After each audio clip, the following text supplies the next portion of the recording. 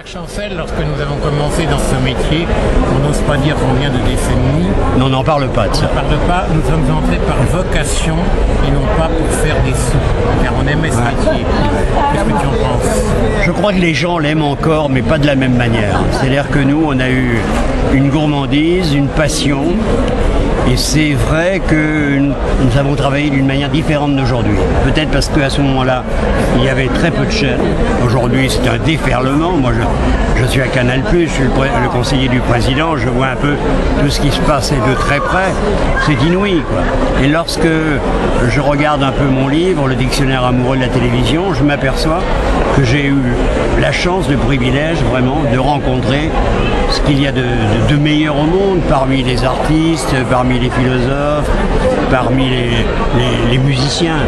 Donc ça a été un bonheur pour moi, véritablement de conduire les gens vers des sommets que moi j'avais déjà essayé véritablement d'atteindre.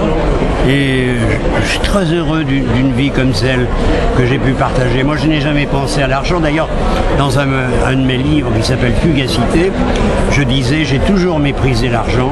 Aujourd'hui, l'argent me méprise. Parce que c'est vrai qu'à un certain moment, il vaudrait mieux en avoir. C'est vrai que nous appartenons à une génération où les rencontres avaient extrêmement d'importance. Moi, j'ai eu la chance aussi d'interviewer le président des États-Unis. J'ai fait la première interview télévisée d'un pape, Paul VI. Alors, les rencontres ont dans notre vie joué un rôle très important. Je ne suis pas certain qu'aujourd'hui, le paraître n'ait pas pris la place. Non, parce que tout va trop vite. C'est la seule possibilité, mais il y a des émissions où véritablement les gens ont très bien pris notre succession. Par exemple, Frédéric Tadei avec Ce soir ou jamais, François Bunel avec La Grande Librairie, Yves Calvi avec son émission sur France 5. Entretien qui rappelle les beaux temps de la radioscopie, oui, sur France Inter. Non, à la même heure. Il ne faut jamais dire de mon temps, parce que si tu dis de mon temps, c'est un sacré coup de vieux. Moi, je m'en fous pas mal. C'est un pilier pour véritablement qu'on puisse considérer une borne kilométrique par rapport à ma vie, ce qui s'est passé. L'avenir, vraiment, ça ne m'intéresse pas. Ce qui me passionne, c'est la minute que je vis là maintenant, c'est le présent. Le reste n'a que très peu d'importance. Moi, je vis et je suis encore capable de toutes les folies.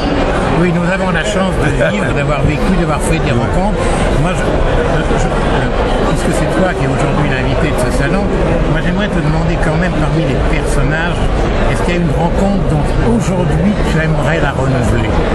Oh, il y en a plein. Ouais, j'aimerais retrouver tous mes grands morts, Yehudi Menuhin, Arthur Rubinstein, Karajan, Maurice Béjart, Georges Brassens, Jacques Brel.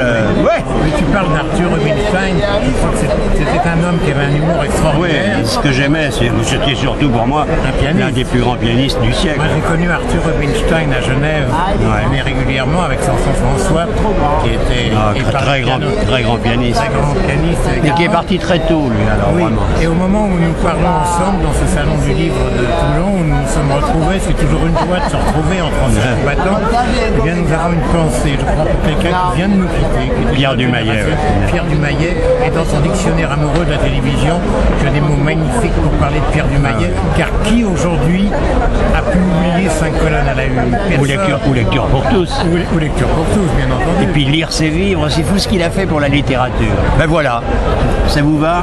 Oui, et peut-être un complémentaire avec les dossiers d'écran et l'histoire d'Armand Jameau, etc. Parce que c'est quand même un grand moment dans ma jeunesse. Mais Dumayet n'était pas avec Armand Jameau? Non, mais il veut parler des dossiers de l'écran, ça c'était Armand Jameau.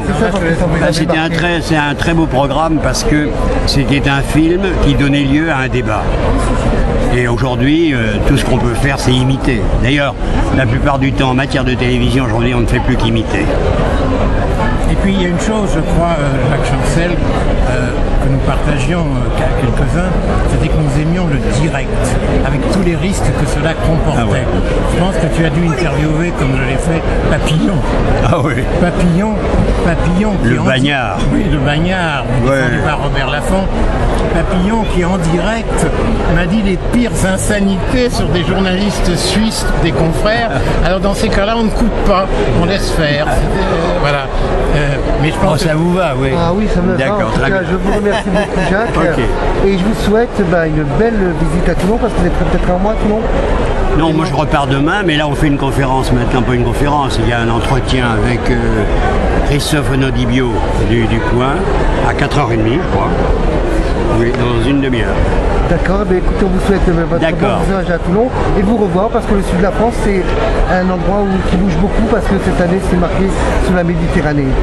Vous faites bien la publicité de votre région. Oui. C'est par amour ou par intérêt?